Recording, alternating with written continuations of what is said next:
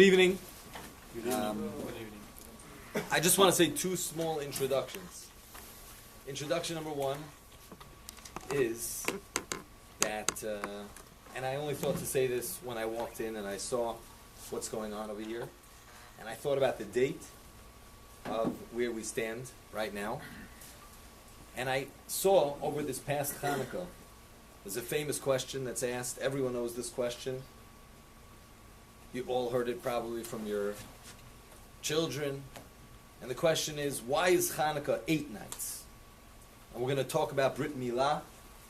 Brit Milah is also on the 8th day, so it's for sure connected to Hanukkah. And the question is, though, why is Hanukkah 8 nights? The miracle was only for 7. Because there was one jug of oil that had enough oil for 1 day. So if it had enough oil for 1 day, so the miracle was only for 7 days. So why did the sages make that Hanukkah should be 8 days? This question has hundreds, I'm not exaggerating, hundreds of answers that there are given to this question. One answer I saw from the Chassam Sofer. Chassam Sofer says that if Hanukkah was only 7 nights, so then Hanukkah would end, it wouldn't go past Rosh Chodesh Tevet. It wouldn't go past the first day of the month of Tevet, the month that we're standing in now. And that's not the idea of Hanukkah. The idea of Hanukkah is not that we light a candle for however many nights and then the light goes out. That's not Hanukkah. Hanukkah is that we light the candles and the candles stay lit all the way into Teves, into the next month, into the winter. And you see it over here. You see it over here that the light of Hanukkah is still extending. And on a night like this, a Sunday night, a night that we know is full of a lot of other things in the air, a lot of spiritual, we'll talk about the spiritual side of Bris Milah. It's filled with a lot of other spiritual, perhaps not pure things. Before I say thank you to Rabbi Pinchas and to Rabbi Baruch, the Torah, if you look throughout the sages, in the Gemara, in the Talmud, in the Midrashim, you find a lot of comparisons for Torah to water. One, in the Gemara in Tainus says that there's a pasuk from David HaMelech, Hoi kol tzameh, whoever is thirsty, l'chu l'mayim, go to water. The ein mayim ela Torah. The water is Torah. You find that the sea, also, the Yam, is also compared to Torah. The Yam shel Torah, the sea of Torah. And I was thinking like this, what is it that the sages want to teach us? That Torah is like water. There's one thing about the human body and water. How many people have a pool? Not so many. If you ever, you put your bathing suit on, and you got your t-shirt on, or you're about to get in the pool, you never want to jump in, right? I don't want to, you hesitate. Your body, you never want to jump into the pool. Your body is naturally rejecting to go into water. The ocean, the same thing. If anyone goes to the ocean, you go to the beach, until that guy finally runs, he runs into the water, and then he jumps in, he dives in, and he comes up, I did it, And the other guys who are outside of the water are like, I'm not going in. Now it's too cold for me, it's too dirty, I don't want to go in. Even a little baby, you take a little baby, you put him in a bathtub for the first time, what does he do? He goes nuts. He goes ballistic. He's screaming, what the heck, what are you putting me in this? This, the body rejects it. But then, it becomes the greatest thing. Take that little baby, when he calms down for 1 second, then he sits in the bath, he loves it, nice hot water, schmack, feel all over his body. The guy who's in the pool and he's swimming and he got used to the water already and he's having a great time and he says to the guy outside, come on, come in, it's great. It's great in here. The guy outside still doesn't want to come in. He's still afraid to come in. That's Torah. Torah is the same thing. Our body naturally rejects Torah. And we're going to talk more about that. The body is Gashmi. The body is Guf. Torah is Ruchni. Torah is spiritual. It's not physical. And our body, just like water, it stays away from. Naturally, it stays away from Torah. It doesn't want Torah. Parents always ask me, Rabbi, how am I going to get my son to want to learn Torah? He doesn't want. Why doesn't he want? You know what the answer is? Of course he doesn't want. He's a human being with a body. His body doesn't want to jump in the water. His body doesn't want to go to the Torah. After you jump in, though, once you jump into the water, once you jump into the Torah, then it becomes geschmack. Then it's enjoyable. There's no place back. I so enjoy it. Come on in. It's great in here. I want to tell you, this week in yeshiva, unbelievable. Unbelievable. My 9th graders, it takes time. It takes time until you can get them to jump into the water. It takes time. This year, record. Usually it takes at least till the end of the year. This year, record timing, the 9th grade my class. This week, they jumped into the water for the first time. This week, they were in the Beis Medrash, and they had their Gemaras. We were doing a review, and they got so wet. And you had to see them. All of a sudden, we started 9:15, 10:45, an hour and a half later. What? It's 10:45 already? Oh my gosh, it's crazy. That's Torah. So I just want to say now, just take a brief time out. I want to thank Rabbi Pinchas. I want to thank Rabbi Baruch. Since we came here, my family came here almost exactly 10 years ago. And Rabbi Pinchas and Rabbi Baruch were here already. And our families became friendly right away.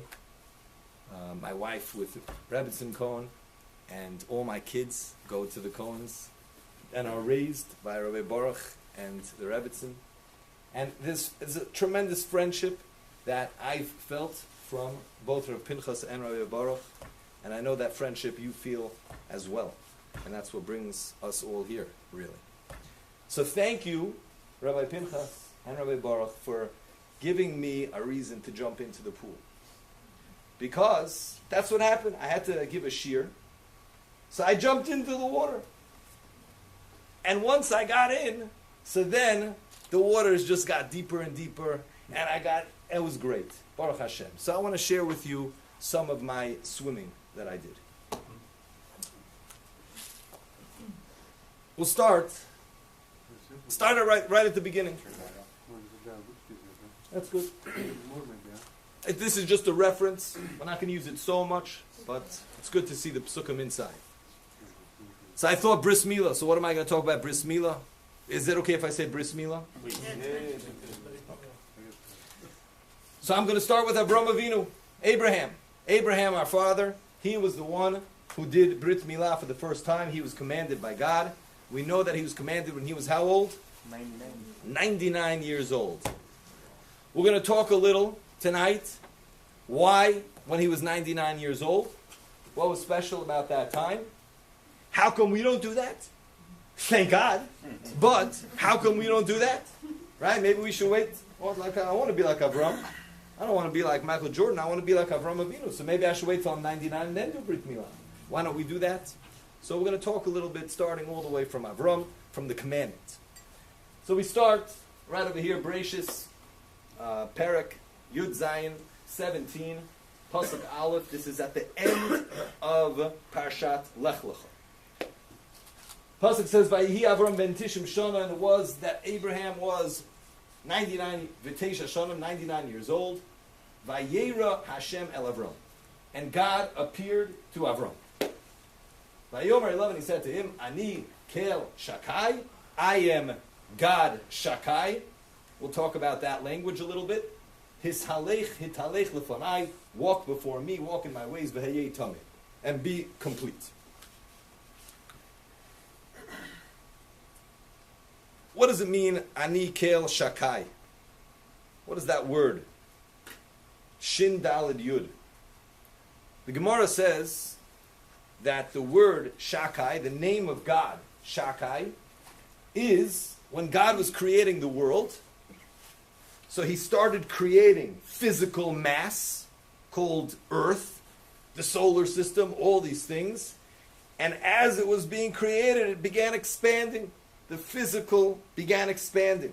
Until God said, die, enough, stop right there. That's the border of the physical. It goes this far and it stops. Why did God use that term over here when he appeared to Abraham? Why did he call himself Ani, I am, Kel Shakai? Question one.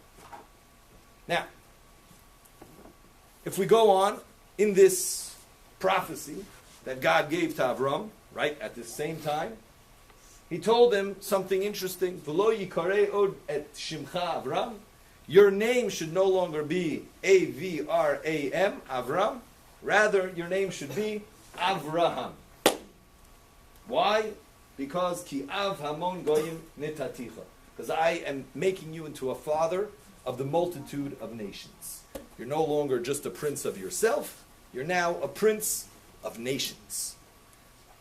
We're going to talk also a little about names. So that's why I want to stress that this was one idea that God told Abraham. We're going to change your name. And then he told him, Zos Berisi, this is the covenant, Asher Tishmuru Beini Ubeinechem, that you should keep between me and you, Ubein Zar Echo, and between your children, Acharecha, after you, Himol Lochem Kol Zocher. You should circumcise every male. And that is what Abraham did. Be'etzem hayom hazeh, in the middle of that day, right there, right that day that God told Abraham that he should do the Brit Milah, Nimol Avraham v'Yishmael beno, Abraham and Yishmael were both circumcised on that day.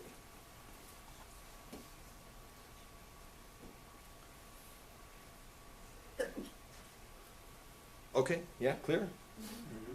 God appears to Avram, tells him, we're not going to call you Avram anymore.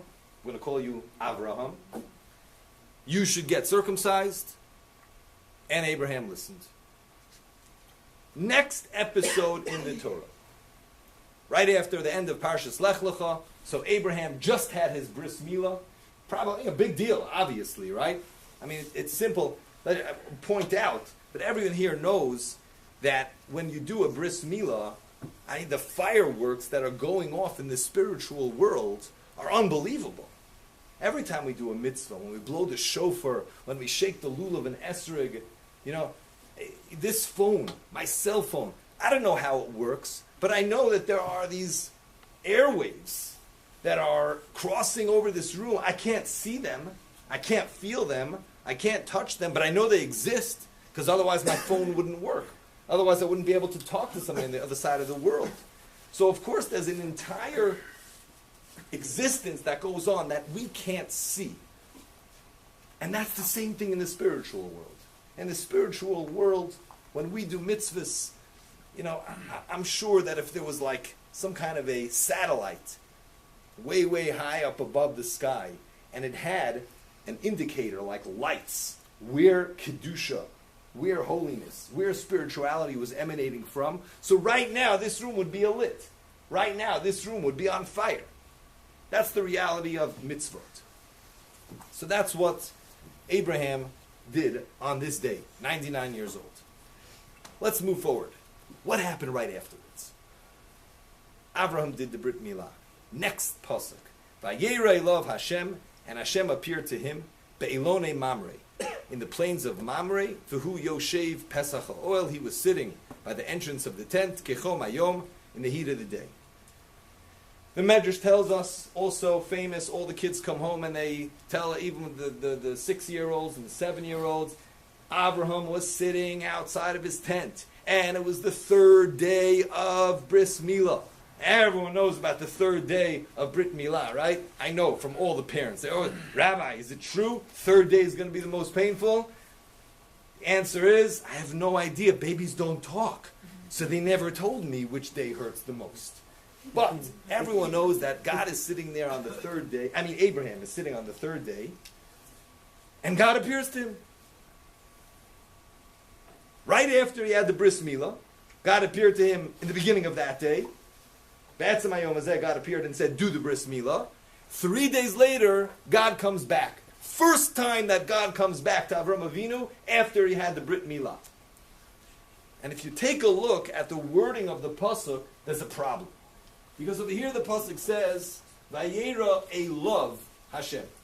Hashem, God, appeared to him. Previously, when God appeared to tell Avram to do Brit Milah, it says, Vayera Hashem El Avram. To Avram. And we also know that one of the things that God told Abraham was to change his name. So one would think that after Abraham listened to what God said, he did the Brit Milah, and he had his name changed to Avraham, one would think that he would be deserving of the same introduction. Vayera Hashem El Avraham. God appeared to Avraham. Why does the Torah leave out his name and just over here say Vayera Elav? Everyone hear the question? Mm-hmm. You have to hear the question because it's an important question. We're going to build a lot based on the answer to this question. Translate that one more time. So one more time. When God appeared to Abraham to tell him to do the Brit Milah, it said, God appeared to Avram. Said his name. Right after Abraham did the Brit Milah, God appeared to him again. But over there it said, Vayera Hashem Elav. God appears to him. Almost seems demeaning not to say his name. You know, like everyone wants to be mentioned by name, right? Everyone likes hearing their name. That's the right? Right? The most fun thing you want to hear is always your name. Everyone wants to hear your name.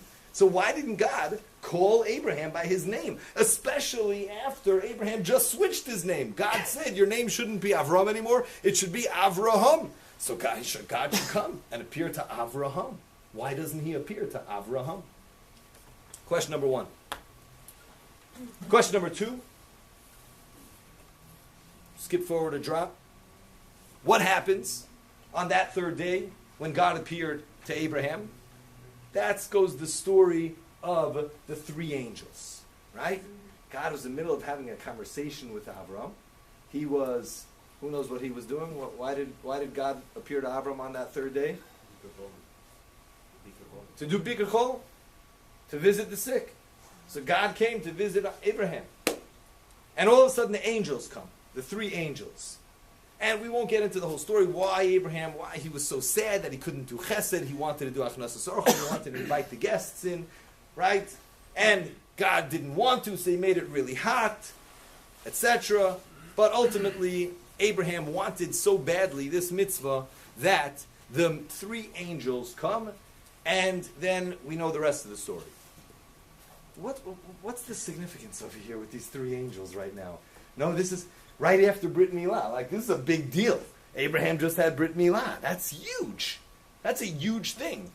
And the next thing that happens is this three angels business. Why is that so important? What's the significance of the three angels coming to Abraham right after the Brit Milah? And further, if you look at the pasuk, I'm not going to read through all the psukim, but just this underlined part. Abraham says to the angels, let me fetch you a morsel of bread that you may refresh yourselves, then go on. Ki al kain, because for this you have come your servant's way. For what? What is it that Abraham said to them, Ki al kain, because for this, avartem al abchem, you passed by your servant's way. What was it? What was so tremendous? What was going on over here that it was so important to happen right after the Brit Milah? So again, two questions that we have. Number one, why does God not use the name of Abraham when he appeared to him the second time? It just says a love to him. Question number two, what's the significance of this whole story of the three angels coming right after the Brit Milah? What does Abraham mean when he says to them, because for this you have come? For what? What is it that they really came for? So comes the Sfat Emet. Rabbi Yehuda Ari Leib Alter. Anyone heard of it, Sfat Emet? Ephraim, a little bit? You've heard of him a lot of it. Okay. The Sfas Emes, that's how I know him as the Sfas Emes. He is one of the premier earlier rabbis of the Hasidus called the Gera Hasidim. The Hasidei Gur. Big Hasidus. You know, there's a lot of different Hasidus. Belz and Satmar and Lubavitch and Munkach and Bobov. Stalin. Tolzar Yitzchak, there's a whole litany of them. So one of them is the Chasidei Ger, the Chasidei Gur, Ger in Yiddish, Gur in Hebrew, and the Sfas Emes was one of the renowned rabbis of this Chasidus. Sfas Emes says, he was born, by the way, in 1847, he lived till 1905. And he says a tremendous idea, and with this we're going to explain a lot. We talked about it in the introduction. We have a body. Our body is physical. Contained within this body is something called an neshama, something called a soul. That soul is not physical, that soul is spiritual. The object of the game that we're here for, I mean, there's a lot of ways to say this, but the object of the game is to fight against these two things clash. They're a contradiction.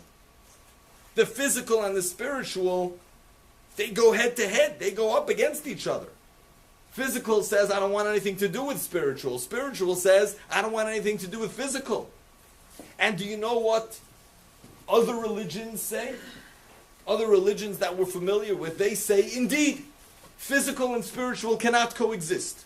They cannot be together. And if I am to be a spiritual being, then I must separate myself away from the physical world. Because I can't coexist physically if I want to be a spiritual individual. Judaism doesn't believe in that.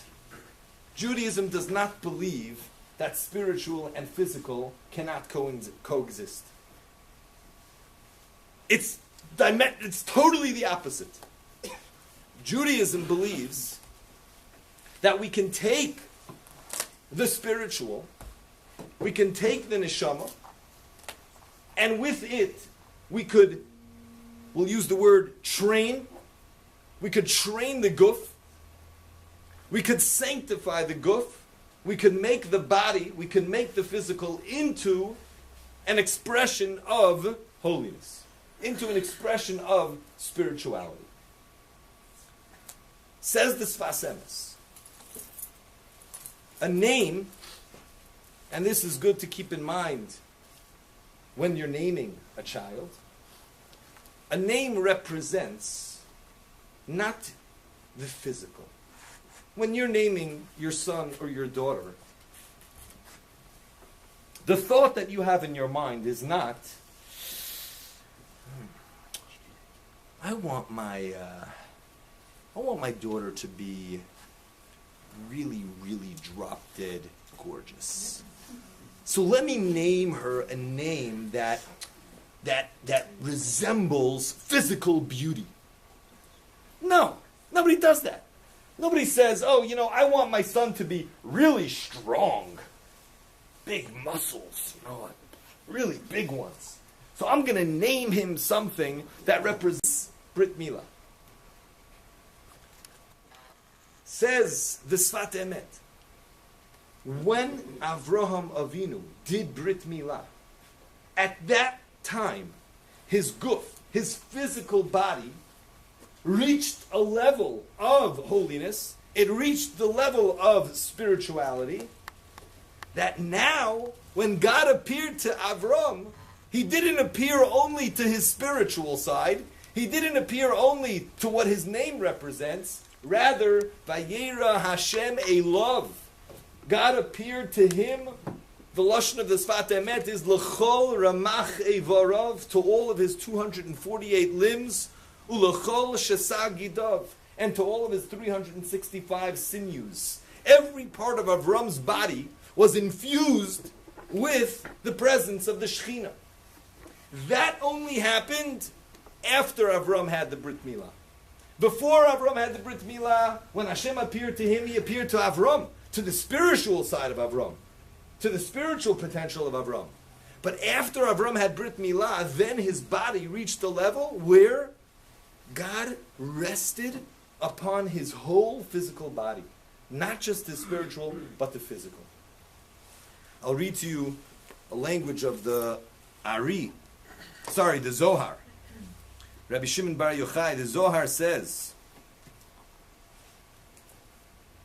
that when a person has Milah, when a person has the circumcision, the Brit Milah, he has, I'm just reading the language of the Zohar, Yesh et Rishimo shel HaKadosh Baruch Hu. He has upon him the impression of God is upon him. Uman deshar yebei, and the one who is infused with it, kudsha brichu shar yebei shchinte. So the Holy One, blessed be He, rests inside of his guf, of his body. That's the idea that's contained within Brit Milah.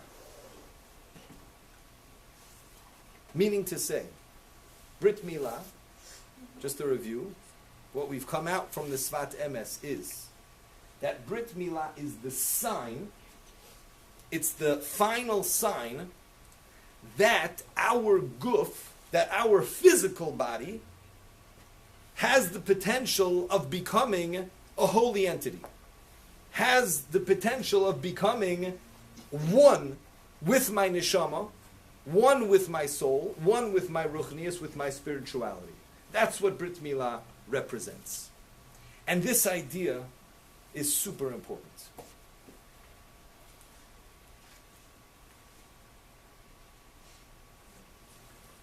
Apparently the theme tonight is the Rebbe's. There's another Rebbe known as the Belzer Rebbe, Rabbi Yisachar Doiv Rekeach. And he says, we asked another question. Why is it that this incident with the three angels was so important? Right after the Brit Milah, what was the significance of the three angels coming and God, and Abraham said to them, Ki alkein avartem, for this you came, for what? What is it that they came for? Listen to this fascinating Gemara. This Gemara you might have heard before, but the Medrash that I'm going to follow it with, I don't think you've heard before. I never heard it before until I saw it. The Gemara, Shabbos 89a, the Gemara says that when Moses went up to Har Sinai, when he went up to the heavens to go get the Torah, the angels had an uproar. The angels went to God and they said, it doesn't have the Hebrew. Who is this man that you want to give Torah to? The Torah, a hidden treasure that was concealed by you 974 generations before the creation of the world, and you seek to give it to flesh and blood? That was the language of the angels. You seek to give it to a man of physical essence, flesh and blood? What are you thinking, God? How could it be that you're going to give this Torah to man? And the Gemara continues with Moshe Rabbeinu's argument. Moshe Rabbeinu comes to the Malachim to defend God giving the Torah to us. The Gemara says, by the end of this, I'll tell you what he says, but the Gemara says that if it wouldn't have been for Moshe Rabbeinu, we wouldn't have Torah. We wouldn't have it. The Malachim would have kept it. And that's why it's called Torat Moshe. It's the Torah that Moshe gave to us. If it wouldn't have been for him fighting against the Malachim, we wouldn't have gotten it. So what was his argument? He comes to Malachim and he says, I don't understand. It says in the Torah that you shouldn't do certain things. Bechira, choice. You could do this, you could do that, and it says you should choose the right thing. Moshe says to Malachim, I don't understand. Do you guys have any choice? Do you have any bechira? Do you have any inclination to do the wrong thing? You're a malach. You're an angel. You don't have bechira. You don't have free choice to do something against God. How could it be that the Torah was given to you? The Torah says you got to respect and give honor to your mother and your father. Do you have a mother and a father? You don't have a mother and a father. So of course the Torah is not intended for you. With that argument, Moshe Rabbeinu got back the Torah. what? I don't know, I'm looking for a little more. What's deeper behind that? What message? What was it really that the Malachim had a problem with? And what was it that Moshe Rabbeinu answered? And through that, we have Torah. Through that, we are sitting in this room tonight. Without Torah, obviously, we would not be sitting over here. The only way that there's a kiyum is through Torah. The only way that we're fulfilled, that we're sustained, is through the Torah. So listen to this medrash. It's talking about the same time. At that time that Moses went up to Har Sinai, the Malachei Asharis, the administering angels, they wanted to meet up with Moshe. They wanted to stop him. They wanted to block Moshe from getting the Torah. Listen to this fascinating medrash. Asa boy HaKadosh Baruch Hu, God made klasterin shel ponav shel Moshe doime lavram. He made the face of Moses appear like the face of Abraham. Okay. Omar lehem HaKadosh Baruch Hu, and Kadosh Baruch Hu, God said to the angels, Iatem isbaishim heimenu? Are you not embarrassed in front of this guy?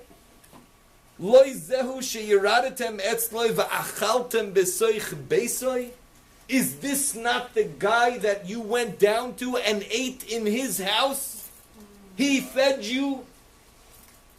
And that, Zok the Medrash, that says the Medrash, is how Moshe Rabbeinu was victorious to get back the Torah.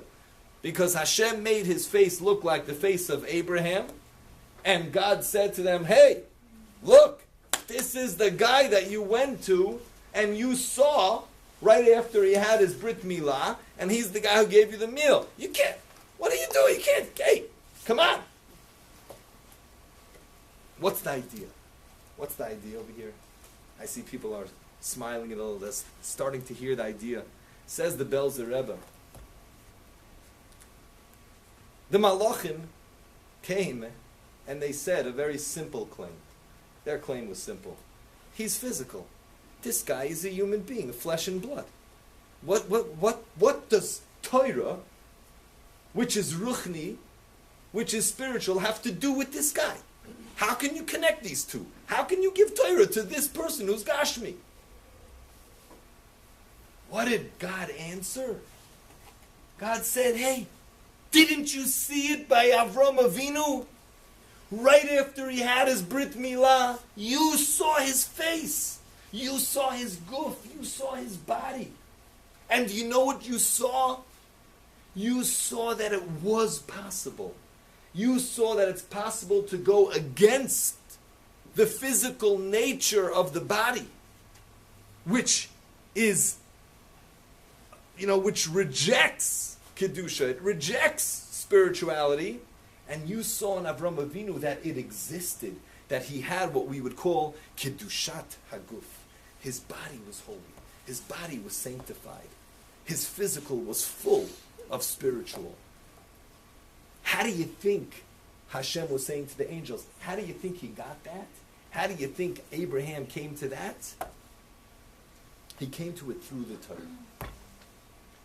Because we know that Abraham, there's many sources for this, that Abraham kept the Torah. You might be wondering, that's a whole topic, another topic, how is it possible that Abraham kept the Torah if the Torah wasn't given yet when Abraham was alive? The Torah was given only, I don't know, about 30 generations later. I don't know if that many, but much later. So how was it that Abraham kept the Torah? Without getting into it, the world. The world is the blueprint of the Torah. God looked at Torah, and from Torah he created the world. So everything of the world is reflected of what's inside Torah. So if you are an Avram Avinu, you can look at the world and you can figure out from the world what Torah is. That's what he did. And Avram kept the Torah. I want to bring a proof to this idea of the Belzer Rebbe, from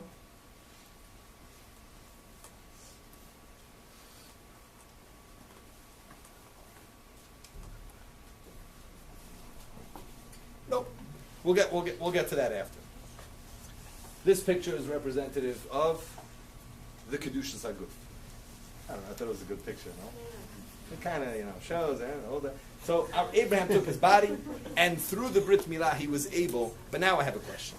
And now we're going to start bringing it a little more to certain understandings. Why Abraham at 99? Why not us?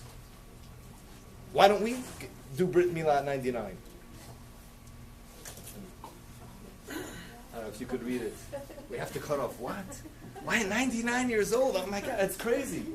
Poor Abraham. Why couldn't God tell him when he was younger? What was it, right? He needed to do Brit Milah. Great, he needed to do Brit Milah. Why do you have to wait till he's 99 years old? Right? God, we know that Abraham found, how old was Abraham when he found God? 3 years old. You wanted to 3 years old is late also, but fine, it's 3. I did a circumcision on a 3-year-old. It wasn't as easy. It wasn't, it was traumatic. But okay, fine. It wasn't 99. Why did Hashem have to wait till Abraham was 99 years old? Another thing, another question that we could ask. Abraham, when God told him to do Brit Milah, so, there was no, Avram didn't have a smartphone, Moyels are us. Who should he call? So, right? I should do what? What do you want me to do? You want me to cut what? Who could I call? Who should do it? So the Medrash says, Omar Lafanov. Abraham said to Avram, Umihi malosi. Who's going to circumcise me? Who's going to do it? Omar, God said, Ata ba'atzmacha. You yourself are going to do it. Wow. Medrash continues. Miyad notal Avram sakin. Immediately Avram took the knife. He was holding on to the area that needed to be removed. And he was about to cut. He got very afraid. He was old. He was 99 years old. He didn't know what was going to happen. It was dangerous. What was that? He got scared. He hesitated. Ma'asa HaKadosh Baruch Hu says the Medrash, what did God do? Sholach Yodai. God sent his hand. V'achazimo. He held Avram's hand together. V'haya Avram chaysech. And then Avram did the cut. Shenemar, as it says, and this is a famous, all the men, maybe even some of the women will recognize this from the morning prayers. We say, V'charot imo habrit. And he cut with him the Brit. God cut together with Abraham, V'charot imo habrit. He cut together, he did the Brit Milah. When was this? So now we know that Abraham was 99. He himself did the Brit Milah. What day was it that Avram did his Brit Milah? Anyone want to take a guess? You're warm. Huh? It was on Yom Kippur. The Gemara I didn't quote it, I don't know why. I think it's Gemara in Tainus. The Gemara says that the Brit Milah of Avram Avinu was on Yom Kippur. And all the Mefarshim, all the commentaries, they ask, how could it be? We know, we just said, Abraham kept the Torah. He kept the whole Torah. So how could he go ahead and do Brit Milah on Yom Kippur? Yom Kippur, we would do the Brit Milah if it's on the 8th day. If it's on the 8th day only, then we would do the Brit Milah. If, let's say, the baby was a little yellow, everyone knows, familiar, if let's say baby's a little yellow, we can't do the bris on the 8th day. And he's ready to go, let's say, on the 12th day. And the 12th day is Shabbat. Can he do the Brit Milah? No, of course not, right? You have to wait till after Shabbat. Only if it's on the 8th day you could do it on Shabbat. Only if it's on the 8th day you could do it even on Yom Kippur. But this wasn't on the 8th day. Avram was 99 years old. So we have 3 questions I'd like to answer now. Question number 1, why at 99? Why did God wait till Abraham was 99 years old? And I'm not going to answer something geschmack about 99 and the 2 numbers, 9 plus 9 equals 18. Nothing that. Okay, double 9s, the slot machines. No. Why at 99? Number 2, why don't we do that? Thank God we don't. But why don't we wait till we're 99 years old? And what's the significance of 8 days? And how and why on Yom Kippur? How could it be that Abraham did and was commanded to do the Brit Milah on Yom Kippur? Another question. Another question.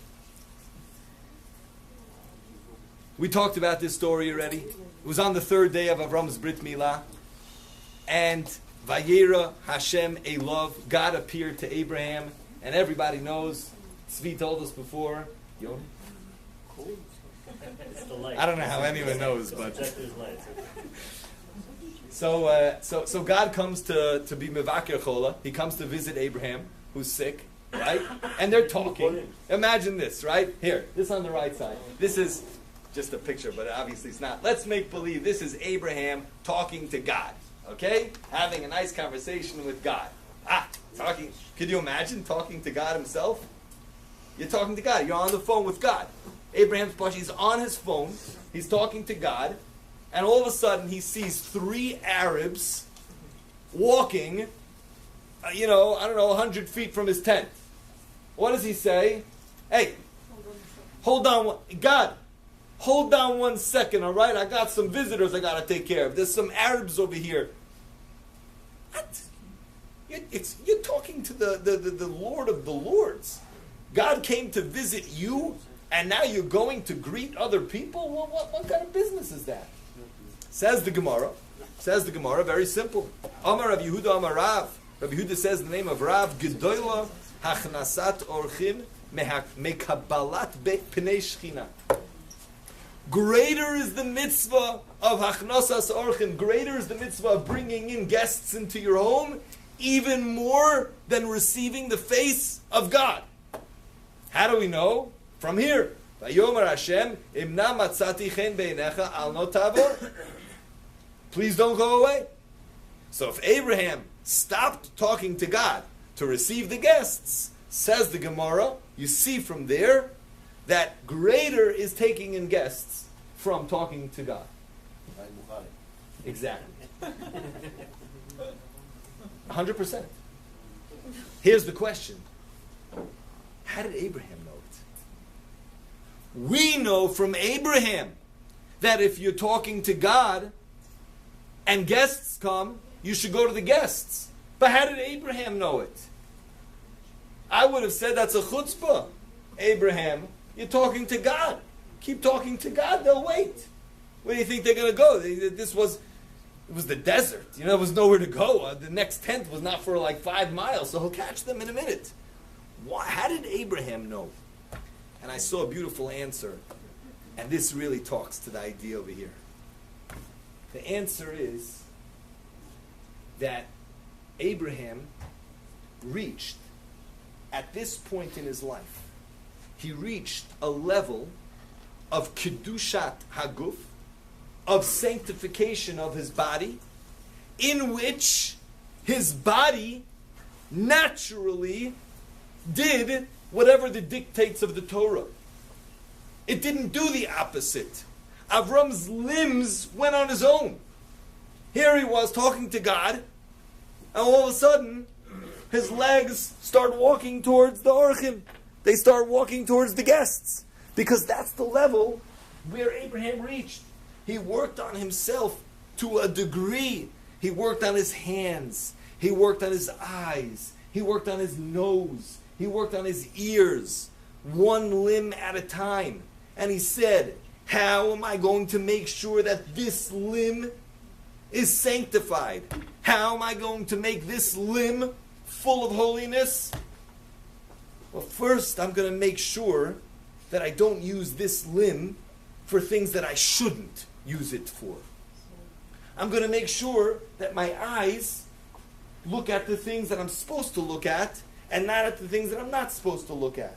I'm going to make sure that my nose smells the things that it's supposed to smell, and it doesn't smell the things that it's not supposed to smell. I'm going to make sure that my feet carry me to shul, and they carry me to where I'm supposed to go, and they don't carry me to where I'm not supposed to go. That is what Abraham did. Abraham worked on himself. And how long did he work on himself for? What's the answer? 99 years. He worked on himself for 99 years. It took him 99 years.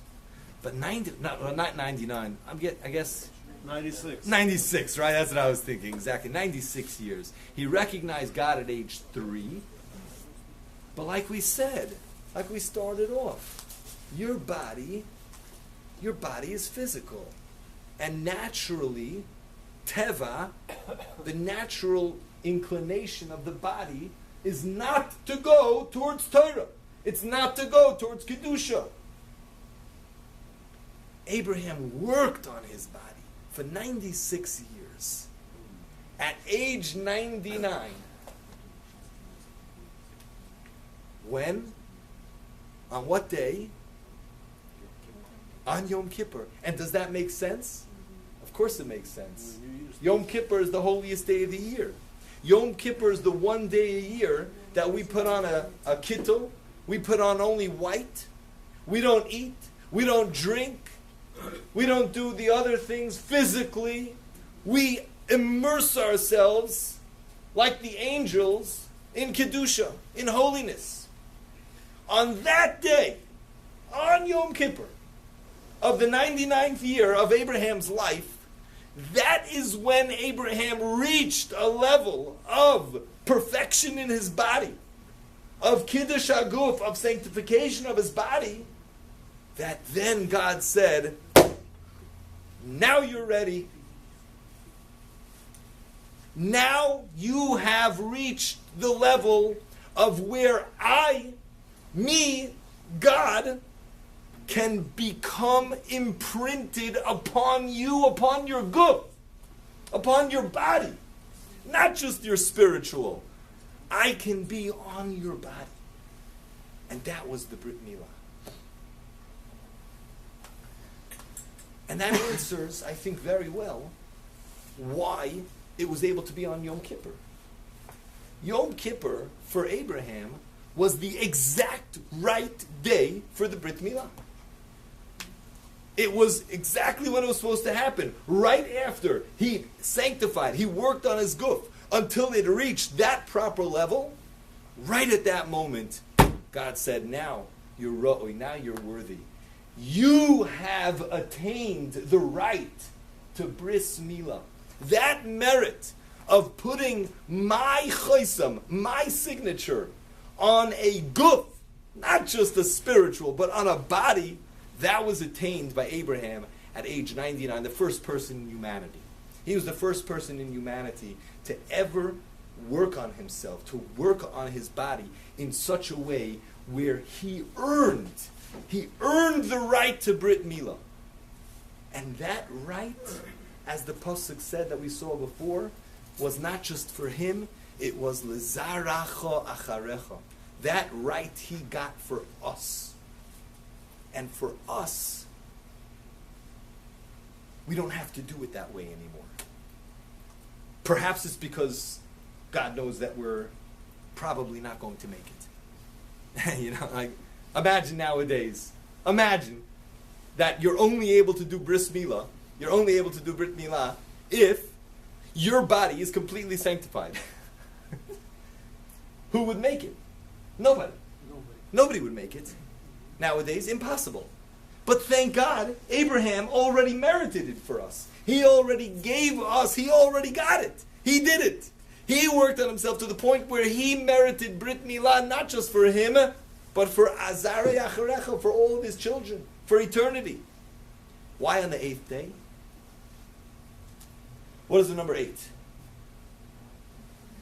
Supernatural. 8 is supernatural. Give me a second. I just want to make sure I didn't miss anything.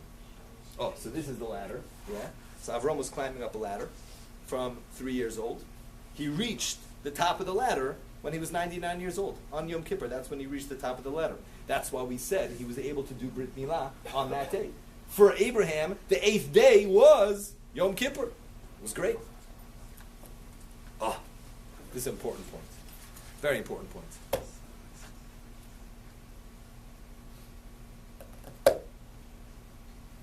Who knows who this picture is? Very good. I mean, it's obviously not, but just, from Google Images. So this is Abraham, Sarah, and Yitzchak. Okay? I think Sarah was much better looking. But okay. Anyways, why did God make Abraham and Sarah wait so long to have a baby? Come on. Well, he didn't prove himself. Abraham didn't prove himself already. You know, I mean, this was, how many tests did Abraham go through? The guy jumped into a fiery furnace. He had no Brit. That's why. Huh? He had no Brit. Teretz is, the answer is, I know Rabbi Shoshan talked a little about this also with marriage. Let me say this point. Why is it, let's ask this question. Why is it that the signature, the quintessential, the top of the ladder, why is the top of the ladder Brit Milah? How come? Why is that the top? Beginning of the beginning. What was that? It's the beginning of the whole holiness. Oh. So, I think the answer is simple. The area which has the most gashmi, the area which is the most physical, that area in which is the seat of desire, of physical desire, in that obviously lies the greatest potential for Kedusha. The highest potential for holiness lies within the item that is most physical. Because that's what we're supposed to do. That's our game. That's the game that we were given over here for. That we have to change the gufni, we have to change the physical, we have to elevate the physical and bring it to a level of spiritual. So in that place, that is the most physical, in that very place lies the highest levels of Kedusha. And when you get married, what's the language, what's the rabbinic language for marriage? Kedushin. Marriage is Kedushin. That's Kedusha. That's the highest level of Kedusha. When a husband is with his wife, that's Kodesh HaKadoshim. That's the Holy of Holies. In the Holy of Holies, who's allowed in there? Who's allowed into the Holy of Holies? Nobody. Only one person, only the Kohen Gadol. There's nobody allowed here. This is the most holiness. The greatest holiness is that holiness that exists between a husband and a wife. And when was it that Avram Avinu could start Klal Yisrael? When was it that he's... Now you're ready. Now you're ready.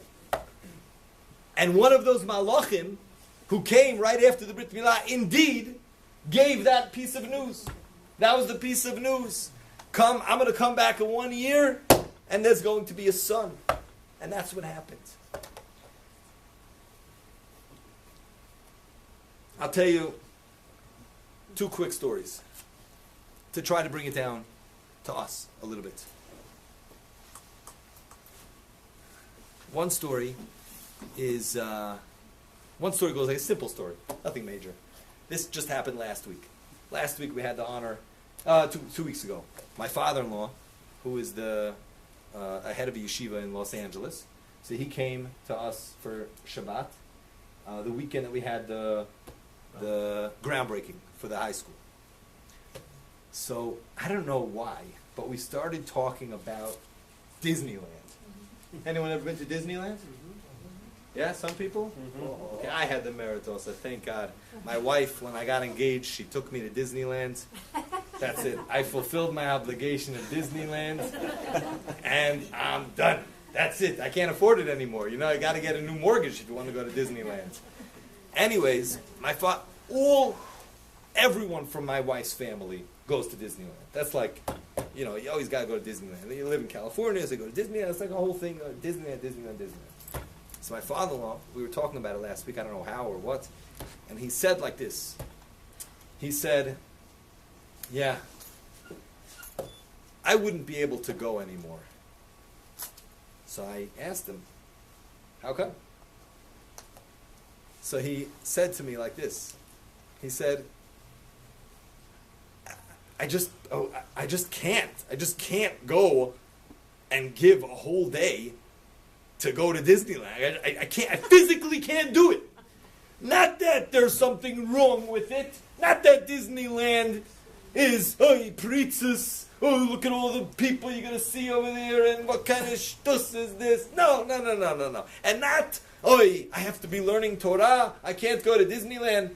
He said physically, he no longer is at a point in his life where he could say, I'm going to spend the whole day in Disneyland. He's not physically capable of it. It happens to us. We reach levels with our body. You know, I don't have a challenge anymore. I'll be honest. I don't have a challenge anymore with waking up in the morning to get to davening on time. I don't have that challenge. Why? I had it. I had the challenge. But I worked on it. I worked on it consistently. And now, that's it. Second nature. I wake up in the morning. I get to davening on time. That's second nature. Another story. Amazing story with tefillin. I heard this story roughly half a year ago by the Torah Masorah Convention, told over by, I think his name is Rabbi Lipa Geldworth. And he told over a story about his father-in-law. His father-in-law was a holy Jew, and his father-in-law was very, very careful when it came to the mitzvah of tefillin. And he would always be found, you could always see him kind of like adjusting. You know how you ever see a guy adjusting his head straps, you know what I mean? Want to make sure it's in the middle, you know, you're like, you take the mirror, you know. If you're in Yeshiva High School of Arizona, then you fix your hair a little bit as you're looking at your tefillin, you know, but you're always, you know. So his father-in-law always used to, when he was really old and he got really sick, he needed to go in for an emergency procedure, a surgical procedure. So they took him into the hospital, they knocked him out, of course, and they did the procedure. And when he came out of the procedure, so you know, if you ever see anyone that just came out of surgery after they were, you know, doctor, right? After they were put out, they're not, you know, when they start waking up, they're not really up. You know what I mean? They start making, you know, like movements, but like they're not. And he said, the first movement that my father-in-law made was, he put his hand straight to his head, to that place where he touches his tefillin. That's Kedushas HaGuf. That is something that we could do. We have the ability to do and to be like Abraham. Let's finish off with this. Why the 8th day? So we don't have to do it at 99. Thank God. We said we would never get it. So God said, you don't have to wait till 99. Don't worry. Abraham merited it already that you could have it earlier. Why at 8? What is it that 8 represents? So, as you said, supernatural. What does supernatural mean? In the beginning, God created, we know that there were 7 days of creation. 7 is the number that represents what we call teva, nature. The natural world is dictated by the number 7. Shabbat. Shabbat is the 7th day. You know, you ever thought about that? You ever thought like this? Very, very simple. Rosh Chodesh. Yeah? A month. What is a month based on? What's the basis of a month? What's in the moon, right? In other words, the month is the cycle of the moon. The year. What's the year? The cycle of either the 12 cycles of the moon, if you go with the Jewish calendar, 354 days, or the cycle of the sun, 365 days. The moon or the sun. But either way, the numbers make sense. A month is the moon. A year is the moon and the sun. A day. What's a day? Is the sun. A day is also the star, right? The sun. The sun sets and rises and comes back 24-hour period. What is 7? What's Shabbat? What's the significance of 7 days? God rested on himself. That's right, nothing. There is no significance to the number 7. Who picked 7? Who picked that a week should be 7 days? Based on what? What does that have to do with? The answer is very simple. Because there was 7 days of creation. And God rested on the 7th day. That was the tachlit, that was the ultimate purpose of creation, was Shabbat. That's 7. That represents our guf. The natural tendency of the guf is gashmi, is physical and it rejects spiritual. But comes the mitzvah of Brit Milah on the 8th day, and God says, you have the ability to go against nature. Nature of the guf is not kadosh, is not holiness. But you have the ability, when we do Brit Milah for our children on the 8th day, we're giving them a message. We all have that message, and the message is that we have the ability to work on ourselves, to sanctify our guf, to make that our body and our neshama is not two separate things that are fighting with each other, but we understand what we came down here. We came down here in order to put together, to fuse these two things, to take the neshama and to infuse the guf with the spirituality of the neshama. And that's what Brit Milah is. And just to finish off by saying that the other part of the topic was birth. Birth is very much intertwined with this, as we see by Abraham and Sarah. That birth was also, the best is when there's Kedusha. The more Kedusha that we have in our lives, so then that Kedusha translates to our children. Not just through teaching our children, but physically, when we have our children, when we're together with our wives, we have to make sure, we have to try. It's hard, of course it's hard. I'm talking to myself as much as I'm talking to you. But we have to work on our guf. One limb at a time. Now this finger, I'll start with this finger. Start with our mouths. What do we use our mouth for? Do we use it to talk properly? Do we use it improperly? Lashon hara. What do we use our feet for? What do we use our hands for? What do we use our eyes for? And the more Kedusha that we bring into our lives, the more we are emulating Abraham. The more we are becoming like Avram Avinu, like Yitzchak was. And we should only continue and be able to overcome this challenge. It's a hard challenge. But that's what we could learn from Brit Milah. That's the idea. We start right away and we teach this boy. 7, that's your guf. But now you can elevate your guf. You can go beyond the nature of your guf. Thank you for listening.